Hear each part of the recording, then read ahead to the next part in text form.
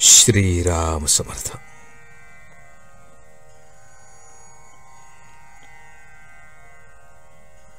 निर्गुणाची जाणीव ठेवून सगुण उपासनेत राहावे. समजा आपल्याला एका गावाला जायचे. त्या गावाला जाणारी आगगाडी धरून आपण तिची संगती करतो. आपले गाव आले की आपण गाडी सोडतो. हे जसे खरे, त्याचप्रमाणे निर्गुण हे आपले साध्य असले तरी आज आपल्याला सगुणच खरे मानून त्याची संगती केली पाहिजे. निर्गुणाशिवाय सगुण खरे नाही ही गोष्ट खरी, पण सगुण खरे धरून चालल्याशिवाय निर्गुणापर्यंत पोहोचता येणार नाही हेही तितकेच खरे. सगुणोपासनेत स्वतःचा विसर पडला की एकीकडे मी नाहीसा होतो आणि दुसरीकडे देव नाहीसा होतो आणि शेवटी परमात्मा शिल्लक उरतो. म्हणूनच आपण निर्गुणाची ओळख करून घेऊन सगुणात राहावे. स्वतःचा विसर जर रामाच्या पूजनात पडू लागला तर निर्गुण आणखी दुसरे कोणते राहिले.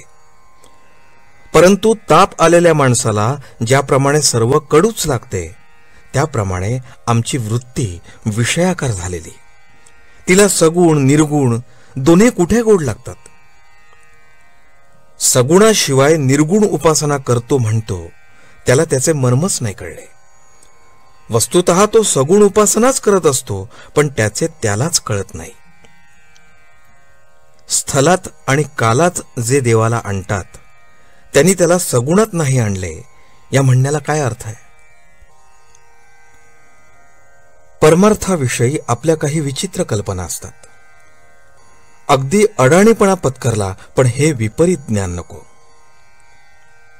सूर्य हा आपल्या आधी होता, आज आहे आणि पुढेही राहणार आहे. तो नेहमीचाच असल्यामुळे त्याचे अस्तित्व आपल्या ध्यानात येत नाही. त्याच्याकडे आपण दुर्लक्ष करतो. भगवंताच्या बाबतीत आपले तसेच घडते. एखादा नास्तिक जर म्हणाला की देव नाहीच, तो कुठे आहे हे दाखवा, तर त्याला असे उत्तर देऊन अडवता येईल की देव कुठे नाही हे दाखवा. पण हा उत्तम मार्ग नव्हे.